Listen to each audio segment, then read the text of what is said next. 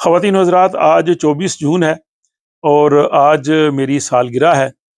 اس لیے آج کے دن کے حوالے سے ایک خاص ولاگ آپ کی خدمت میں پیش کیا جا رہا ہے، اور میں آپ سب سے گزارش کروں گا کہ آپ اسے ضرور دیکھیں اور اس پہ کمنٹ بھی کریں۔ یہ آپ کو تھوڑا منفرد ولاگ لگے گا اور مجھے امید ہے کہ آپ کو یہ پسند آئے گا۔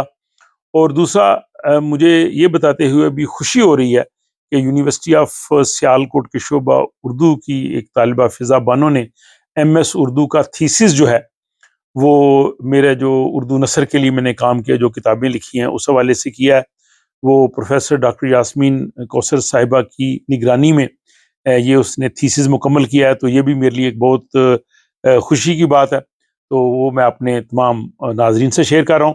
تو بہرحال جناب، چلتے ہیں آج کے اس ولاگ کی جانب۔ آپ اسے دیکھیے گا اور اس پہ پھر آپ کے تبصرے کا میں انتظار کروں گا۔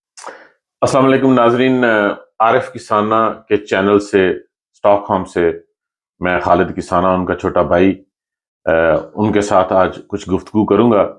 آپ نے ان کے بہت سے انٹرویو سنے ہوں گے، لیکن یہ فیملی ممبر سے ایک پہلا انٹرویو ہے اور اس میں کوئی رعایت نہیں ہوگی، اور جو بھی سوالات پوچھے جائیں گے وہ امید ہے کہ عارف صاحب اپنی پوری سنسیئرٹی کے ساتھ ان کے جواب دیں گے۔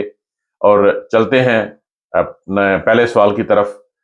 السلام علیکم عارف صاحب۔ جی وعلیکم السلام جناب، خیریت ہے؟ ٹھیک ٹھاک ہے؟ بہت شکریہ جی۔ جناب آپ کو دوبارہ مبارک ہے، آپ ماشاءاللہ بہت اچھا یہ لوگوں کو انفارمیشن اور جو اویئرنیس دے رہے ہیں اپنے چینل کے ذریعے، اس کے لیے میں آپ کو خراج تحسین پیش کرتا ہوں۔ تھینک یو جی۔ سب سے پہلے تو میں آپ کا شکریہ ادا کرتا ہوں، آج اپنے چینل پہ میں خود جو ہے وہ میزبان کی بجائے مہمان ہوں، اور آپ نے درست کہا، بہت سے لوگوں نے میرے انٹرویوز کیے ہیں، میرے چینل پہ بھی اس کے انٹرویوز ہیں، لیکن آج کا انٹرویو ڈیفینیٹلی ڈیفرنٹ ہوگا، کیونکہ فیملی ممبر جو جانتا ہے خوبیاں خامیاں وہ شاید اور کوئی نہیں جانتا، اور آپ کا مجھے اندازہ بھی ہے کہ آپ لحاظ نہیں کرتے جب بات چیت میں لحاظ نہیں کرتے تو انٹرویو میں کب کریں گے؟ لیکن احترام تو کروں گا نا بڑے بھائی کا۔ جی اچھا، میں آپ سے اب ڈائریکٹ کوشچن کروں گا، تو آپ نے کوشش کرنی ہے کہ ان کو بالکل ٹو دی پوائنٹ آپ جواب دیں، تاکہ میرے کوشچن بہت ہیں، تاکہ ہم جو ہے نا اپنے لمیٹڈ ٹائم میں اس کو ختم کریں۔ آپ یہاں فیملی کے ساتھ رہتے ہیں، آپ کے بچے بھی ہیں ماشاءاللہ، ایک بیٹی ہے، ایک بیٹا ہے، بیٹی کی آپ کی شادی ہوئی ہے، بیٹا بھی میڈیسن پڑھ رہا ہے۔ آپ پاکستان، جیسے آپ نے کہا، آپ کم جاتے ہیں، تو یہاں آنے سے آپ کے جو پیچھے فیملی ہے ان کے ساتھ آپ کے بانڈز میں کوئی کمی آئی، یا ایسا لگا کہ بہت عرصہ باہر رہنے سے وہ افیلیشن فیملی کے ساتھ، وہ اٹیچمنٹ ہے، یا اس میں بھی کمی آئی ہے؟ اس کے ساتھ دوسرا سوال یہ میں پوچھوں گا کہ آپ کی بیٹی کی شادی پاکستان میں ہوئی ہے، اور ابھی آپ کا جو بیٹا ہے انشاءاللہ وہ جب میڈیسن کمپلیٹ کر لے گا پھر اس کی بھی آپ شادی کریں گے، تو کیا اس میں آپ کا ارادہ ہے کہ اس کی شادی بھی پاکستان میں آپ کریں گے، سویڈن میں اس کی شادی کریں گے، یا جہاں بھی کوئی اچھا ایک مناسب آپ کو رشتہ ملے گا تو پھر اس کی شادی کریں گے؟ اور یہ بتائیں کہ شادی کی بہترین عمر کون سی ہے؟ جی، آپ نے بڑے اہم سوالات کیے، اور اب کوئی اور ہوتا یہاں پہ انٹرویو میں بیٹھا تو اس کو تو شاید میں کچھ ادھر ادھر سے کر سکتا، آپ کے سامنے کر بھی نہیں سکتا۔ تو پہلی جو بات آپ نے کی ہے کہ آشیانے کی بات کرتے ہو، دل جلانے کی بات کرتے ہو، وہ آشیانہ جو ہم چھوڑ کے آئے، یہاں میں نے دیکھا ہے کہ وہ لوگ فریکوینٹلی پاکستان جاتے ہیں یا اپنے اپنے ملکوں میں جاتے ہیں جن کے ماں باپ ہیں۔ بدقسمتی سے میرے اور میری اہلیہ کے والدین دونوں حیات نہیں ہیں، اور میں جب سویڈن آیا تھا میرے والدین تو دونوں اس وقت دنیا سے جا چکے تھے، اور کچھ عرصے کے بعد میری اہلیہ کی والدہ بھی دنیا سے چلی گئی، والد پہلے نہیں تھے۔ تو جن لوگوں کے والدین نہیں ہیں، وہ جو اپنے ملکوں سے باہر سیٹلڈ ہیں، ان کا پیچھے بانڈ کمزور ہو جاتا ہے، ان کا مرکز پیچھے نہیں رہتا، ان کو کوئی فون کر کے نہیں کہتا آؤ۔ بہن بھائی اپنی جگہ پہ ہوتے ہیں، لیکن کوئی ایسے نہیں، جیسے علامہ اقبال نے وہ اپنی ماں کی یاد میں نظم لکھی ہے کہ اب کس کو خیال ہوگا کہ یہ کسی کے خط آنے کا، اور کون کہے گا کہ تم میرے پاس آؤ، اور یہی وجہ کہ سالوں سال ہم نہیں جاتے۔ باقی روابط تو آپ کو پتا ہے، وہ بہن بھائیوں کے ساتھ رہتے ہیں، دوست احباب کے ساتھ رہتے ہیں، دل کرتا ہے ان گلیوں میں جانے کا، گھومنے کا۔ شاید رات کو جب میں سوتا ہوں تو میں وہی جو ہے وہ چونڈا، بمبر، سیالکوٹ، کورے کی اور پاکستان کی جو گلیوں بازاروں میں شاید میں گھومتا ہوں، وہ احساسات تو ہمیشہ رہتے ہیں، لیکن یہ بانڈ اس طرح سے اتنا مضبوط نہیں رہتا۔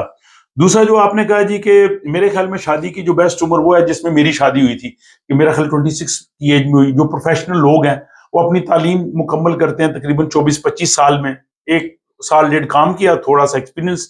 آئی think that is the best age around, اس میں پلس مائنس 1-2 ایئرس کاٹ لیں، لیکن ہر آدمی کے حالات پہ ڈیپینڈ کرتا ہے. دوسری آپ نے بیٹے کے حوالے سے پوچھا، اگلے سال انشاءاللہ وہ جون میں وہ جو ہے وہ ڈاکٹر بن جائے گا، میڈیسن پڑھ رہا ہے.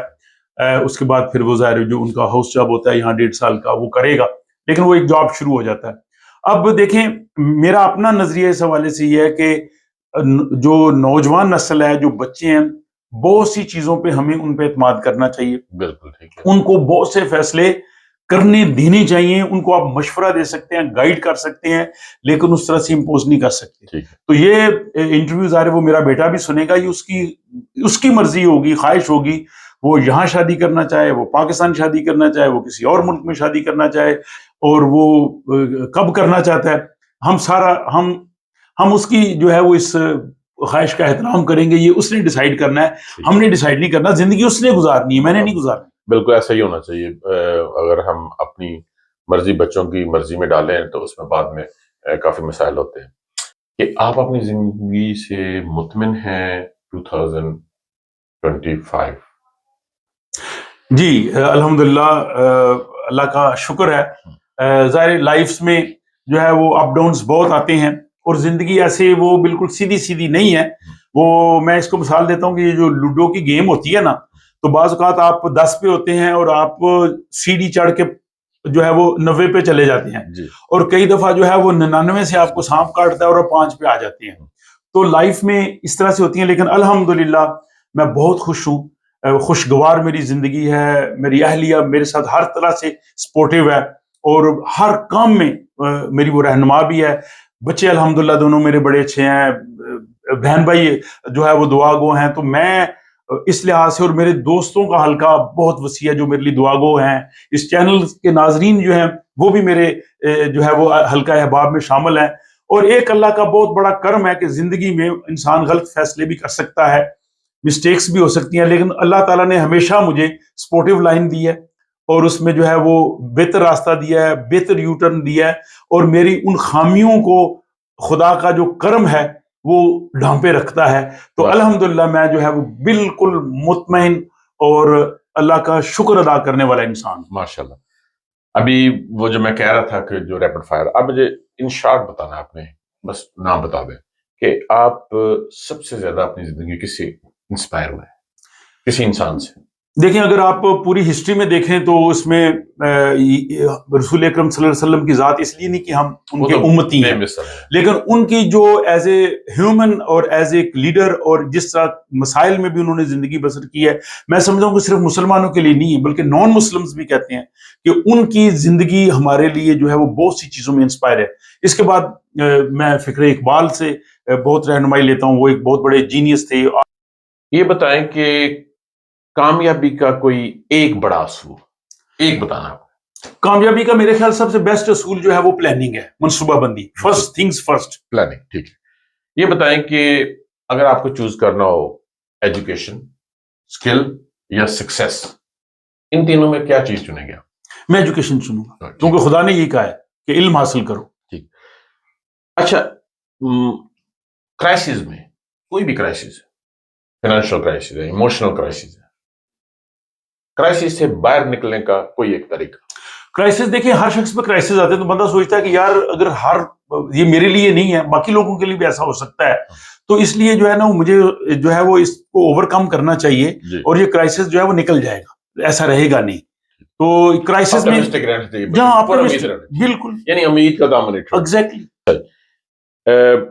یہ بتائیں کہ زندگی میں خوش رہنے کے لیے انسان کو کیا کرنا چاہیے؟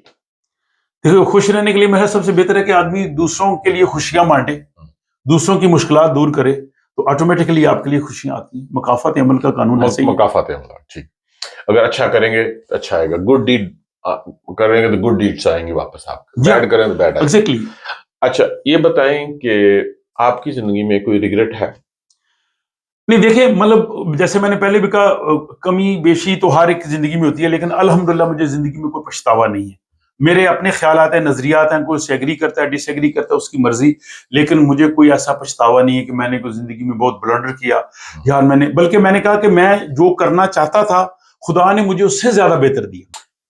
آپ پاکستان میں آپ نے ماشاءاللہ پوسٹ گریجویشن کی، اس کے بعد آپ نے پی سی ایس کیا اور آپ پبلک سروس کمیشن کر کے گریڈ 17 میں گورنمنٹ کی ایک اچھی جاب آپ کو آپ کے پاس تھی. اور اس کے بعد آپ کے دل میں کیا خیال آیا کہ آپ سویڈن آئے اور پھر آپ نے وہاں گورنمنٹ جاب کی، یہاں بھی آ کے ایک اچھے ادارے کے ساتھ آپ منسلک ہیں ایز اے امپلائی اور ایز اے سٹیزن. یہ مجھے بتائیں کہ سویڈن میں اور پاکستان میں آپ نے جو بنیادی فرق ہے وہ کیا محسوس کیا؟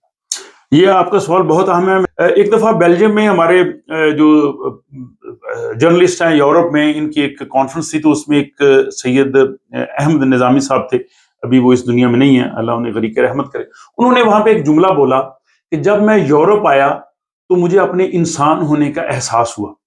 اور پھر اس پہ میں نے ایک کالم بھی لکھا، اور اب میری جو کتاب وطن ثانی ہے اس میں عزت نفس کے نام سے ایک وہ مضمون بھی ہے. اچھا. سب سے بڑا جو فرق ہے نا یہاں پہ، وہ یہاں پہ جو تعلیم مفت ہے، صحت مفت ہے، ویلفیئر اسٹیٹ ہے، وہ تو اپنی جگہ پہ ہے. جی.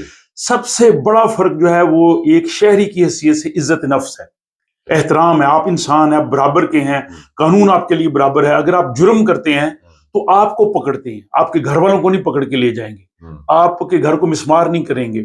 آپ کو آزادی رائے ہے، آپ اختلاف کر سکتے ہیں. آپ گورنمنٹ جاب میں رہ کے، اب میں گورنمنٹ جاب میں ہوں، یونیورسٹی جو ہے، میں ویلاگز کرتا ہوں، میں لکھتا ہوں، کتابیں لکھتا ہوں، مجھے کسی سے اجازت لینے کی ضرورت نہیں ہے. لیکن وہاں پہ اس سے بہت مختلف ہے. آپ نے پاکستان کا کہا، بالکل میں نے پبلک سروس کمیشن کر کے گریڈ 17 میں میری جاب تھی، لیکن پاکستان کی جو سرکاری نوکری ہے وہ توقع غلامی ہے، وہ غلامی کی بدترین شکل ہے. صرف سرکاری نوکری بھی نہیں بلکہ جو پرائیویٹ جابز بھی ہیں، وہاں پہ سمجھا جاتا ہے، جو باس ہوتا ہے وہ یہ سمجھتا ہے یہ میرا ماتحت نہیں، یہ میرا غلام ہے، پرسنل ملازم ہے. فار ایگزامپل اگر باس بیٹھا ہوا ہے 4 بجے، آپ کا آفس ٹائم ختم ہو گیا، وہ 4 بجے کے بعد بیٹھا ہے، آپ نہیں جا سکتے، آپ بیٹھے رہیں گے.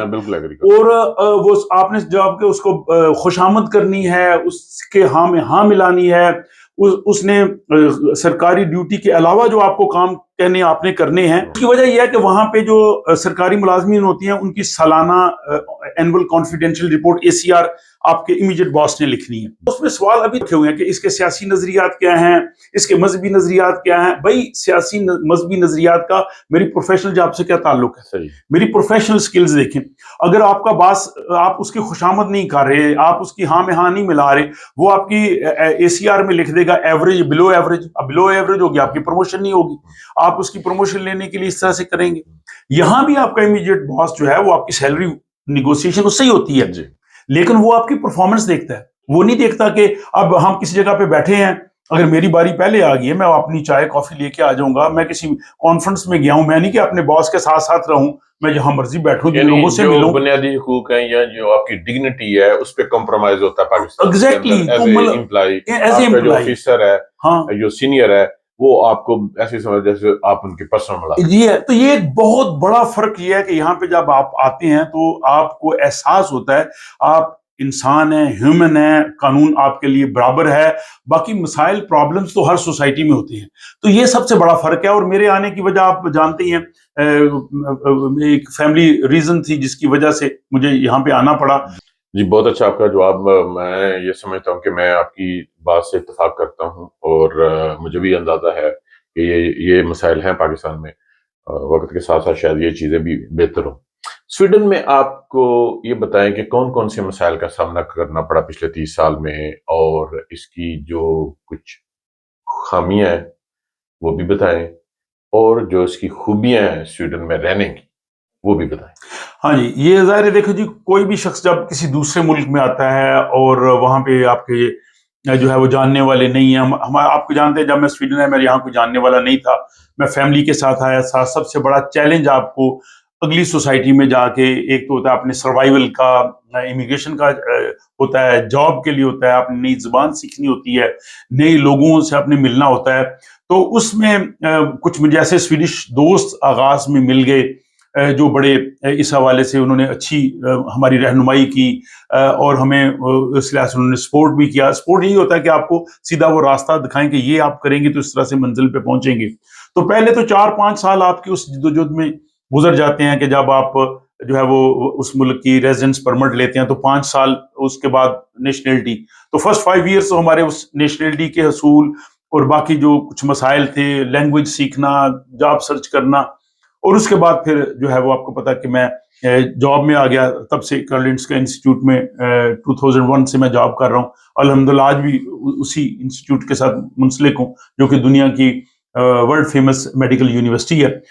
اور اس دوران جو ہے وہ ظاہر جیسے میں نے کہا کہ آپ کو بہت سے مراحل سے گزرنا پڑتا ہے، لیکن اوور آل میں کہوں گا کہ مجھے کوئی اس طرح سے کوئی ایسی ڈسکریمنیشن کا سامنا نہیں کرنا پڑا پرسنلی.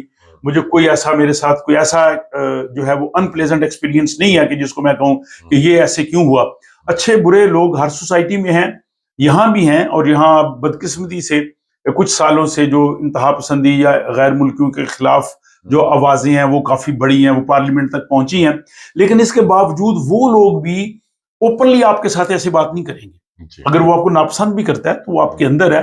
باقی جیسے میں نے کہا سوسائٹی میں اچھی بری چیزیں ہیں، یہاں پہ وہ ایک حسد کا عنصر بھی ہوتا ہے. وہ اتنے گھل مل نہیں لوگوں کے ساتھ جاتے جیسے باقی بعض نیشنلٹیز کے لوگ ہیں. لیکن ان تمام چیزوں کے باوجود میں یہاں پہ بہت مطمئن ہوں، خوش ہوں. اور میں سمجھتا ہوں کہ سویڈش جو سوسائٹی ہے یا اسکینڈینیویا کا جو لائف سٹائل ہے، بہت سے لوگ دنیا کے میری اس بات سے اتفاق کریں گے کہ یہ بہترین خطہ رہنے کے لیے جو سویڈش سوسائٹی ہے آپ کو مواقع دیتی ہے. تعلیم یہاں پہ مفت ہے، آپ پڑھنا چاہیں آپ پڑھ سکتے ہیں. جیسے میں نے کہا کہ پاکستان میں گورنمنٹ جاب میں تھا، میں ہسٹری میں ماسٹرز کر رہا تھا، تو میرے امیڈیٹ باس کو پتا چلا، کہتا یہ آپ نے پرمیشن لی ہے؟ میں نے کہا میں پرائیویٹلی پڑھ رہا ہوں، پرائیویٹ امتحان لے رہا ہوں، اس کا اس سے کیا تعلق؟ آپ یہ بتائیں کہ آپ یہاں ایک سوشل ویلفیئر اسٹیٹ میں رہتے ہیں، یہاں آپ کو آپ کے بچوں کو وہ فیسلٹیز ہیں جو obviously پاکستان میں نہیں ہے، جو ہمارا اوریجن ہے. اس کے باوجود آپ کچھ پاکستانی تنظیموں کے ساتھ مل کے کچھ لوکل جو فلائی کام کر رہے ہیں سوشل ویلفیئر کے، یہ تو اس کی تو ضرورت نہیں ہے. ہر کام بندہ ضرورت کی وجہ سے کرتا ہے یا اس میں کوئی سمجھتا ہے کہ ہاں یہ چیز ہے کمی ہماری سوسائٹی میں، یہ کرنی چاہیے. تو یہاں یہ خیال کیسے آیا کہ آپ فلائی کام کریں؟